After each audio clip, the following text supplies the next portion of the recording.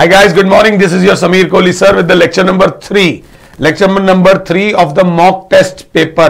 माता रानी की कृपा रहेगी तो ये भी आपको जल्दी YouTube पे मिल चुका होगा। हमने पिछले दो पेपर्स में सेक्शन डी और सेक्शन सी कराया था। स्लोली इसलिए करा रहा हूं यार, कई बच्चों के पास वो नहीं होता, पेपर पेन उस समय नहीं होता, वो डायरेक्टली मोबाइल से देख रहे होते हैं, तो इस वजह से मैं क्वेश्चंस भी लिख देता हूं। Sooner or later we will find some other way जिससे आपको और ज्यादा क्लियरली मिल जाए। अब अभी समय नहीं वेस्ट नहीं करते और सेक्शन बी पर आ जाते हैं। हम उल्टा चल रहे थे। सेक्शन बी में 12वां क्वेश्चन मेरे प्यारे बच्चों बोलता है find the probability of having 53 Tuesdays in a leap आ गया, इन अ लीप, पेन गायब हो गया। 53 Tuesdays in a leap year. ध्यान से देखना, लीप ईयर मेरे बच्चों वो होता है जिसमें 366 दिन होते हैं, जिसमें फरवरी में 29 दिन होते हैं। And he is asking 53 Tuesdays. माता रानी का नाम लो। Solution, in a leap year there are 366 days। अब 366 days का मतलब क्या है मेरे बच्चे? हम 366 days को कैसे देखेंगे? हम 366 को डिवाइड करेंगे 7 से। 7 5 जा 35 या 1 और 6 16, 7 2 जा 14, द रिमाइंडर इज क्या बेटा 2। ये 52 7 से क्यों डिवाइड करा है? मैंने उसके वीक्स निकाल लिए। This implies 366 days is equals to 52 weeks and ये जो 2 है एंड 2 डेज। पहले इस चीज को समझो। 52 हफ्ते पूरे, 52 हफ्ते मतलब 52 संडे, 52 मंडे, सब कुछ 52। हमसे पूछा गया व्हाट इज द प्रोबेबिलिटी के 53 ट्यूसडेज हो। 53 ट्यूसडेज तब होंगे जब इन 2 दिनों में भी एक ट्यूसडे हो। इन 2 दिनों में भी एक ट्यूसडे हो तो हम लिखेंगे these 2 days can be, these Tuesdays can 2 days can be या तो मेरे प्यारे बच्चों मंडे, ट्यूसडे, या फिर क्या ट्यूसडे,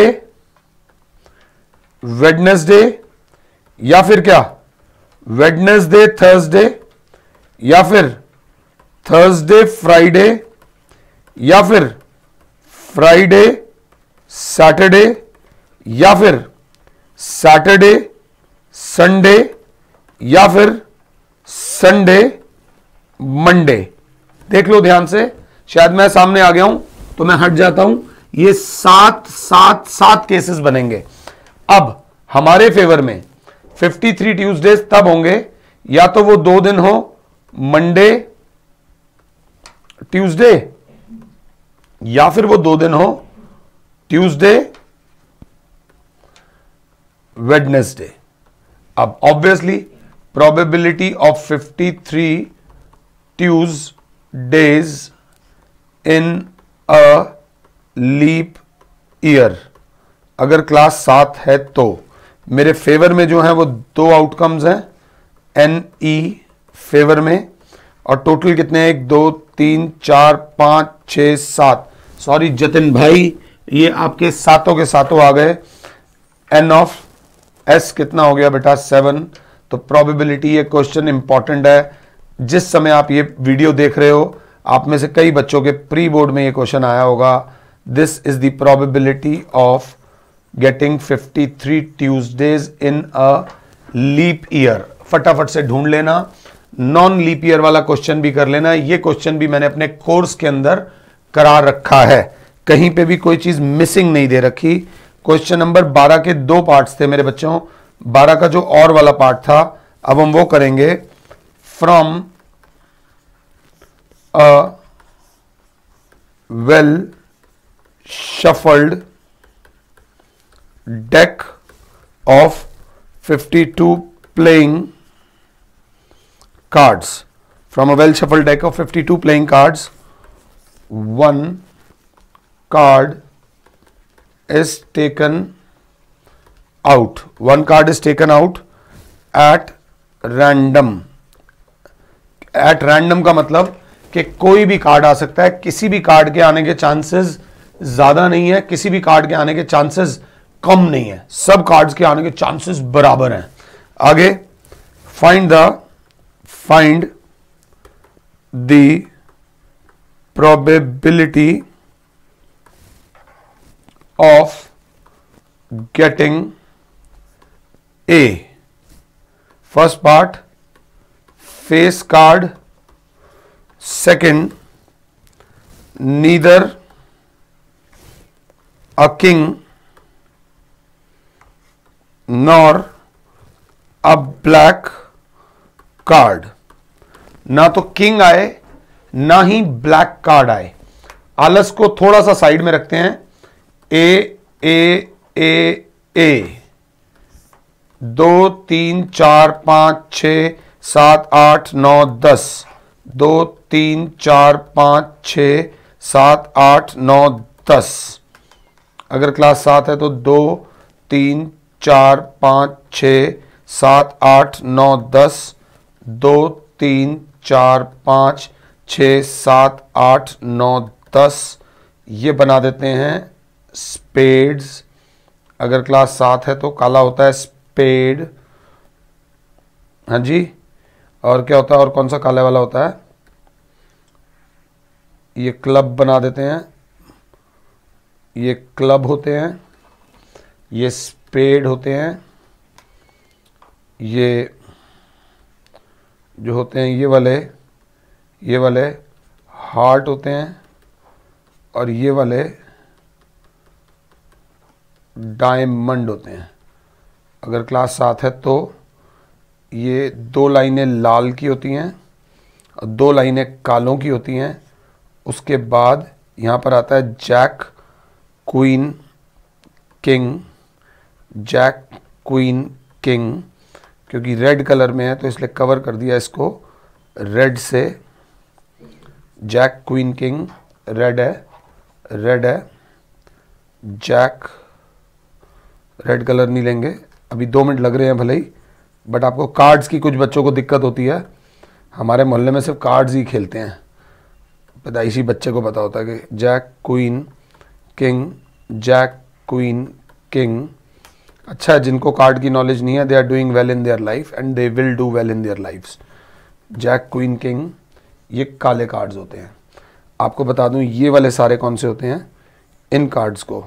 और थोड़ा टाइम पास, आज हमारे पास सब कुछ है, तो ये वाले जो कार्ड्स होते हैं ये होते हैं भाई साहब face cards. These are called face cards. तो फेस कार्ड्स में हर बार हर वीडियो में बोलता हूं, ace is not a face card.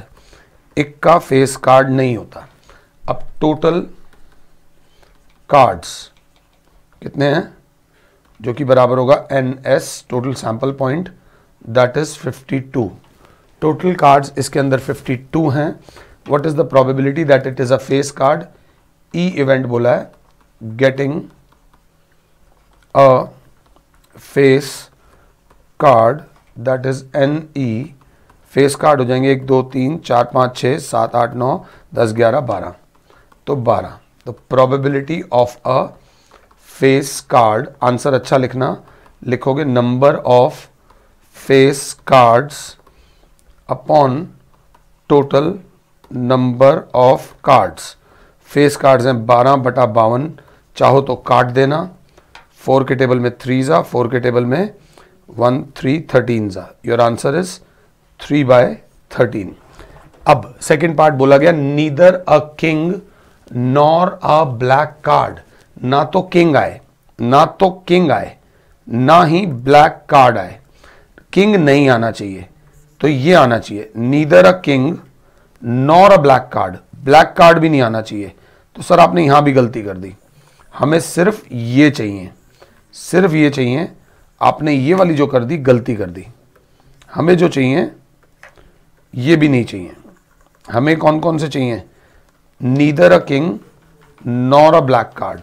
हमें जो चाहिए वो ये हैं, ये काले काले जो मैंने कर दिए ये हमें नहीं चाहिए। ये जो ब्लू के अंदर आ रहे हैं ये हमें नहीं चाहिए। Neither a king nor a black card. Language को पकड़ो, लैंग्वेज क्या कह रही है? Neither a king nor a black card. तो 1 2 3 4 5 6 7 8 9 10 11 12 13 14 15 16 17 18 19 20 21 22 23 24 किंग भी नहीं होना चाहिए और ब्लैक भी नहीं होना चाहिए। तो कितने हो गए भैया? 24। तो probability of neither king nor a black card is equals to 24/52। 4 के टेबल में 6 जा, 4 के टेबल में 13 जा। Your answer is 6/13। एक पीछे एक क्वेश्चन में मैंने वो सम ऑफ एन टर्म्स वाले में लिखने में एक छोटी सी गलती कर दी थी, वो आप एक बार देख लेना, पता चल जाएगा आपको। ये चीज़ आई होप आपको क्लियर हुई हो। ये 12वें का दूसरा पार्ट था। मैं जिंदगी में, मुझे नहीं लगता कभी बोर्ड का पेपर बना पाऊंगा, कभी भी मैं बोर्ड का पेपर नहीं बना पाऊंगा। मैं बहुत छोटा प्राणी हूं, मेरी कोई जान पहचान नहीं है, मेरी कोई लिंक्स नहीं है। मगर अगर कभी सपने में भी बोर्ड का पेपर बनाया तो ये वाला क्वेश्चन जरूर दूंगा। Sum of n terms of an AP is 5n² minus 3n. Find the AP. This is my favorite question. मैं ये क्वेश्चन जरूर दूंगा अगर कभी बोर्ड का पेपर बना पाया तो। प्लीज, और मेरी टिप को फॉलो करना इस क्वेश्चन को करते हुए, तो आगे भी फायदा होगा। आप 11th में जाओगे तो 11th में भी ये क्वेश्चन आता होगा, या आपके यूटी वगैरह में भी आया होगा। इसमें सम ऑफ n टर्म्स दे रखा है 5n² minus 3n, और वो बोल रहा है फाइंड द एपी। तो हम इसमें क्या करते हैं, let n is equals to 1 ले लेते हैं। n इज इक्वल्स टू 1 का मतलब means the sequence has only 1 term. समझना, ये चीज मैंने अपने लेक्चर में पहले भी कराई हुई है, that the sequence has only 1 term. 1 term का मतलब होगा वो बच्चा जो अपने माँ बाप का इकलौता बच्चा है, वही अपने माँ बाप का बड़ा बच्चा है, और वही अपने मम्मी पापा का टोटल नंबर ऑफ बच्चा है। अगर आप घर के इकलौते बच्चे हो, आपके घर में आप एक सिंगल चाइल्ड हो, तो आप ही घर के पहले बच्चे भी हो और आप ही घर के सारे बच्चे भी हो। तो समझना, means the sequence has only 1 term, मतलब if we put n is equals to 1, we get s1 equals to 5 into 1 square minus 3 into 1। बच्चा बोलेगा sum of 1 term। हमारे पास क्या आ गया, sum of 1 term। s1 बराबर आ गया 5 minus 3, S1 बराबर आ गया 2, क्योंकि S1 बराबर आ गया 2। S1 2 आने का मतलब समझो, मीन्स दिस इंप्लाइज S1 बराबर 2 मीन्स यही हमारा फर्स्ट टर्म भी हो गई। n is equals to 1 implies S1 is equals to a, क्योंकि n इज इक्वल्स टू 1 मतलब सीक्वेंस हैज ओनली 1 टर्म, तो सम ऑफ 1 टर्म ही फर्स्ट टर्म हो जाएगी, कि सीक्वेंस में एक ही टर्म है और पहली टर्म 2 आ रही है और इसका सम भी 2 आएगा। अब गेम थोड़ी चेंज करेंगे, हम करेंगे put n is equals to 2 और अपने आप को बताएंगे means sequence has 2 terms. 2 terms मतलब a1 and a2। So therefore sum of 2 terms बराबर हो जाएगा 5 इंटू एन की जगह डलेगा 2 का square minus 3 into 2, 5 into 4 -6, 20 -6, that is 14. Sum of two terms, sum of two terms. Sum of two terms को मैं लिख सकता हूं कैसे? सम ऑफ टू टर्म्स को लिख सकता हूं first term plus second term. A1 हो जाएगा A प्लस A2 हो जाएगा A plus D is equals to 14। एक अच्छा बच्चा बोलेगा कि A दे रखा है 2, तो 2 प्लस 2 प्लस D दे रखा है 14। This implies sir D is equals to हो जाएगा 14। ये 2 प्लस 2 प्लस हो रहा उधर जाके माइनस हो जाएगा 4, कॉमन डिफरेंस आ जाएगा 10। अब सर गेम चेंज हो चुकी है, हमारे पास फर्स्ट टर्म भी आ गई है, हमारे पास कॉमन डिफरेंस भी आ गया है, तो देयरफॉर द सीक्वेंसेस। अब आप सीक्वेंस को क्या लिखोगे? अब सीक्वेंस हो जाएगी first term is 2, common difference is 10, 2 और 10 12 और 10 22 और 10 32 dot dot dot is the resulting AP। इस क्वेश्चन को कई बुद्धिजीवी बच्चे एक अलग तरीके से भी करते हैं, AN निकालने वाले मेथड से। वो मेथड भी सही है अगर आपको वो समझ आया है तो। मेरे को ये वाला मेथड समझाने में इजी लगता है, तभी मैंने इतना करा है। क्वेश्चन नंबर 10 देखिएगा क्या बोल रहा है। Find a point, find a point on the x axis which is equidistant from the points A 2, -5 and B -2, 9. Find a point on x axis. This is x dash, this is y dash और y। ये मैं चिल्ला चिल्ला कर बताता हूं कि x axis पर अगर कोई मेन रोड पर रहता है तो उस बेचारे को दिन भर गाड़ियों का शोर सुनना पड़ता होगा। वैसे ही मैं एक हिंदी में बात बोलता हूं कि x एक्सिस पर y इज इक्वल्स टू 0 होता है। अगर कोई बच्चा साथ बैठा हुआ है तो वो कहेगा, इसका मतलब जो सीखने वाला बच्चा है वो याद रखेगा y एक्सिस पर x इज इक्वल्स टू 0 होगा। आप वैल्यू देख के देख लेना, 0,0, 1,0, 2,0। x एक्सिस पर y की वैल्यू 0 होती है, y एक्सिस पर x की वैल्यू 0 होती है। मेन चीज है कंसेप्ट, बाकी तो सारी चीजें देखी जाएंगी। अब x एक्सिस पे y 0 होता है, y एक्सिस पर x 0 होता है। अब उसने बोला है find a point on x axis, तो x एक्सिस पे एक पॉइंट ले लिया x, 0। Let the point B, let the point on x axis B x, 0। नाम देना है तो नाम दे दो p for point which is equidistant from 2, -5। इसको ग्राफ पे बनाने की कोई जरूरत नहीं है, यहां पर एक पॉइंट ले लो 2, -5 एंड 2, -9 शायद इस तरफ आएगा, -2, विच इज इक्विडिस्टेंट। ये पॉइंट B है, ये पॉइंट A है।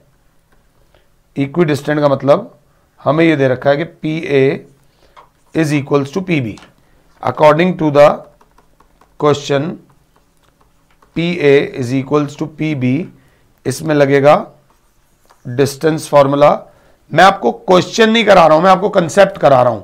डिस्टेंस फॉर्मूला होता है अंडर रूट में x2 - x1 का whole square plus y2 - y1 का होल स्क्वायर। तो PA, ध्यान से देखना, PA को जब देखोगे तो अंडर रूट में x - 2 का होल स्क्वायर प्लस y क्या है 0 -5 प्लस 5 का whole square is equals to under root में PB को लिखोगे x माइनस 2 इज +2 का होल स्क्वायर प्लस 0 -9 का होल स्क्वायर। अब ये अंडर रूट हटाने के लिए हम लोग कर देंगे squaring both sides. Squaring both sides means x minus 2 का whole square plus 25 is equals to x plus 2 का होल स्क्वायर प्लस 81। अब a square plus b square minus 2ab plus 25, a square plus b square plus 2ab plus 81। x वाले एक तरफ, y वाले एक तरफ, x square minus 4x, ये plus x square उधर आके माइनस एक्स स्क्वायर, ये प्लस 4x उधर आके minus 4x is equals to 81 plus 4 minus 4 minus 25, 4x से 4x गया, सॉरी एक्स स्क्वायर से एक्स स्क्वायर गया, ये माइनस 4x कितना हो गया, minus 8x is equals to 4 से 4 गया, 11 में से 5 जाएगा बचेगा 6, 7 में से 5 जाएगा, 7 में से 2 जाएगा बचेगा 5। x की वैल्यू आ जाएगी 56 अपॉन माइनस 8, x की वैल्यू आ जाएगी माइनस 7। ये करने के बाद यहीं पर छोड़ मत देना, आप लिखोगे therefore point on x axis is minus 7,0। The point on x axis is minus 7,0। मैंने आपको एक दो चीजें बता दी हैं, आई होप वो आपको समझ आया होगा पक्का। अब चलते हैं हम आगे क्वेश्चन नंबर 9 पर। क्वेश्चन नंबर 9 क्या कह रहा है? क्वेश्चन नंबर 9 क्या कह रहा है कि 2 dice are rolled together. 2 dice are rolled together. ये खुद में ही एक बहुत बड़ी बात है। जैसे ही 2 डाइस की बात हो तो मेरे बच्चे आलस नहीं करेंगे। 1 1 1 2 1 3 1 4 1 5 1 6, इसको रंगोली की तरह करना पैटर्न से। 2 1 2 2 2 3 2 4 2 5 2 6। एग्जाम में टाइम होगा, कई लोग बोलेंगे सर वहां टाइम नहीं मिलेगा। मिलेगा, डेफिनेटली मिलेगा। 3 2 3 3 3 4 3 5 3 6। अगला 4 1 4 2 4 3 4 4 4 5 4 6।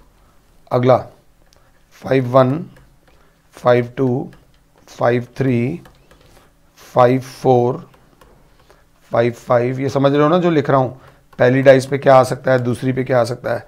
पहली पे 6, दूसरी पे 1, 6,2 6,3 6,4 6,5 और 6,6। ये when 2 dice are roll together. मैंने अभी क्वेश्चन भी नहीं पढ़ा, मैंने हाथ के हाथ सैंपल स्पेस बना लिया। नंबर ऑफ सैंपल इवेंट्स हो गए 36। आगे वो क्या बोल रहा है? वो बोल रहा है फाइंड द प्रोबेबिलिटी। फाइंड, क्या गंदी राइटिंग आ रही है यार। The probability of getting a doublet। Doublet का मतलब होता है दोनों डाइस पे सेम नंबर, 1 1 2 2 3 3 4 4 5 5 6 6। सेकेंड वो बोल रहा है सम एट लीस्ट 10। ये बात की बात है, पहले डबलेट निकालते हैं। What is a doublet? Doublet बेटा ये होता है 1 1 2 2 3 3 4 4 5 5 6 6। ऊपर लिख रहा हूं क्योंकि जगह नहीं है, तो यहां पर क्या आएगा? E getting a doublet that is 1 1 2 2 3 3 4 4 5 5 6 6। Marks ऐसे ही नहीं मिल जाते।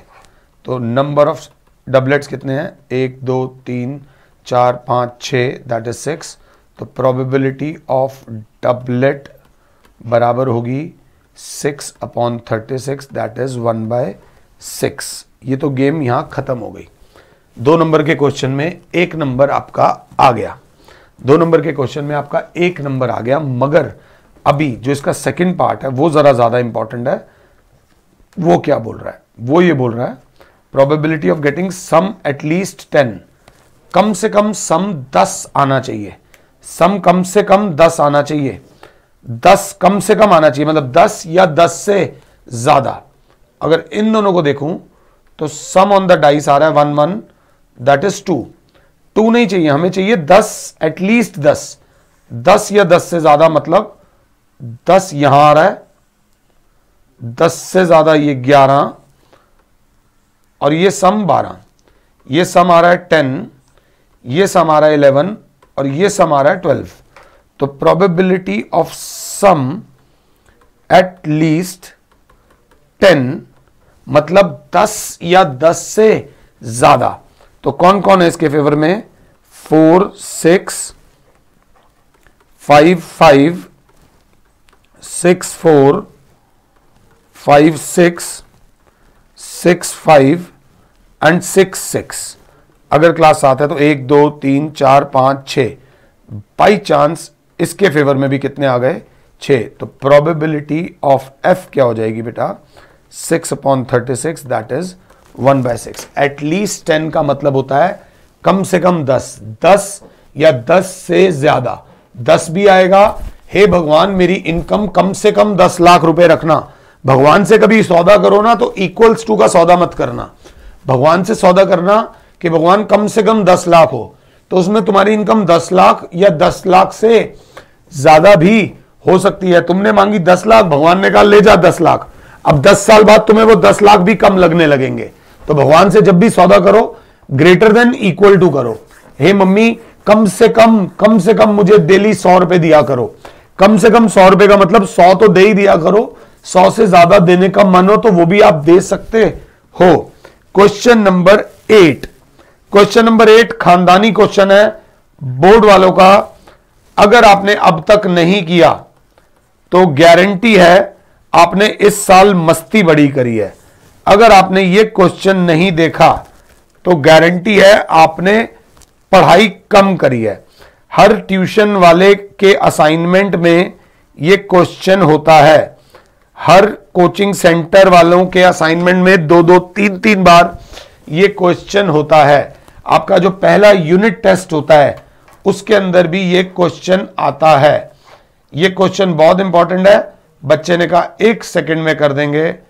Is equals to 499 101x plus 99y is equals to 501। ऊपर वाले को 101 से मल्टीप्लाई कर देंगे, नीचे वाले को 99 से मल्टीप्लाई कर देंगे, और ये करने में आपको आपकी नानी याद आ जाएगी। अगर आप ये करने वाले हो तो गारंटीड है इस साल सिर्फ मक्खियां मारी हैं, पढ़ाई करी नहीं है।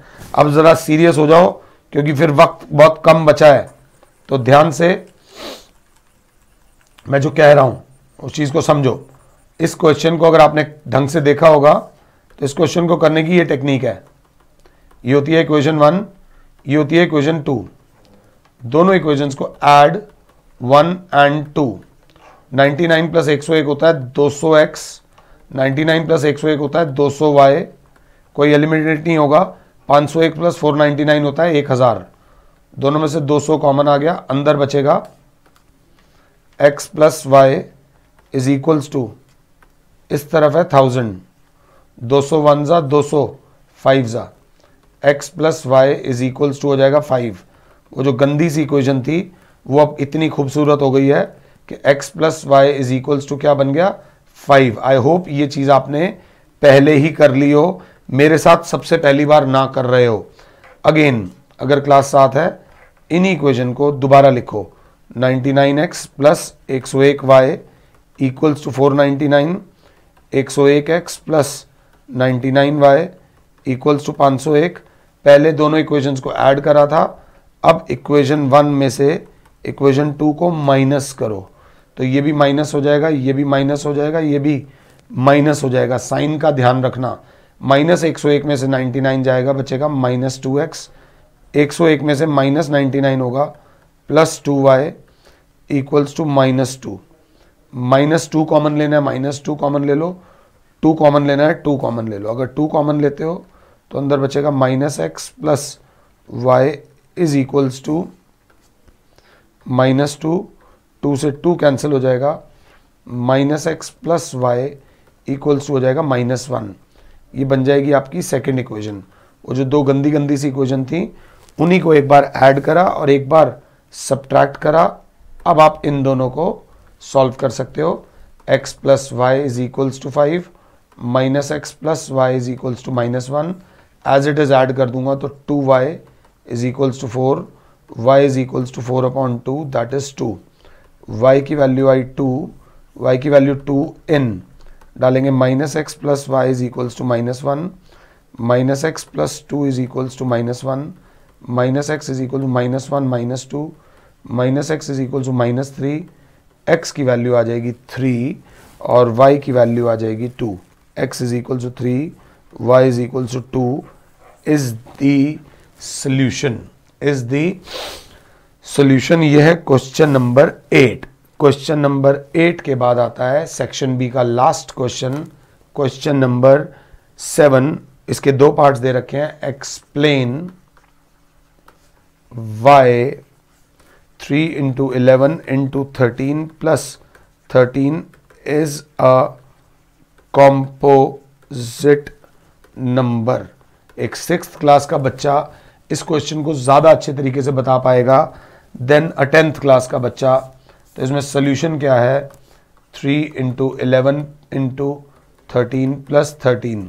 हमने कॉमन ले लिया, कॉमन आ गया 13, अंदर बचा 3 into 11 प्लस 1। हमने देखा 13 बाहर है, 33 प्लस 1। हमने देखा 13 बाहर है, 34 is divisible by 13 comma 34 comma 2 comma 17 etcetera. So therefore 3 into 11 into 13 plus 13 is not a composite number। कोई भी नंबर composite तभी होगा जब वो 1 और अपने अलावा किसी और के टेबल में चला जाएगा। 10 is a composite number क्योंकि ये 10 और 1 के अलावा 2 के टेबल में भी आता है और 5 के टेबल में भी आता है, इसलिए ये कौन सा नंबर है, composite नंबर है। इसके फैक्टर्स अपने और 1 के अलावा 2 और 5 भी हैं, इसलिए ये एक कॉम्पोजिट नंबर है। अब अगला जो 7th क्वेश्चन का ही और वाला पार्ट है वो कह रहा है using Euclid's algorithm find HCF of 210 and 55। ऐसे क्वेश्चन में मैं थोड़ा सा कच्चा हूं। 210 के फैक्टर्स बनाएंगे साइड में ले जाकर 55 के टेबल में, ये मेरे ख्याल से 3 आ जाएगा, 165 बचेगा 45। तो दिस विल बी 3 into 55। पहले 55 लिखना पड़ेगा, गलती कर दी। आप क्या लिखोगे इसमें, 55 into 3 प्लस 45। अब किस किस को उठाओगे, 55 को और 45 को। 55 को डिवाइड करोगे तो वो बचेगा 45 into 1 प्लस 10। चाहो तो साइड में ले जाके डिवाइड कर दो। अब आप 45 उठाओगे, अब आप क्या उठाओगे, 45 को आप लिख दोगे 10 into 4 प्लस 5। अब आप किसको उठाओगे, 10 को लिख दोगे 5 into 2 प्लस 0, क्योंकि यहाँ पे आ गया 0 तो 5 है मेरा hero. Therefore 5 is the HCF of 210 and 55। I hope मैं ये आपको समझा पाया हूँ। ये करने के बाद हमारे पास बचता है सेक्शन ए। सेक्शन ए मैं आप लोगों के साथ नेक्स्ट लेक्चर में डिस्कस करूंगा। इन सेक्शंस को डिस्कस करने का मतलब यह है कि मैं आप लोगों के साथ एक पेपर डिस्कस कर रहा हूं। In the next lecture I will be discussing section A with all of you. जो भी क्वेश्चंस कराए हैं इनको ध्यान से देख लेना। अगर कोई छोटी मोटी गलती होगी हो तो इग्नोर कर देना फिलहाल के लिए। और Sameer sir is saying you good bye, god bless all, जय माता दी।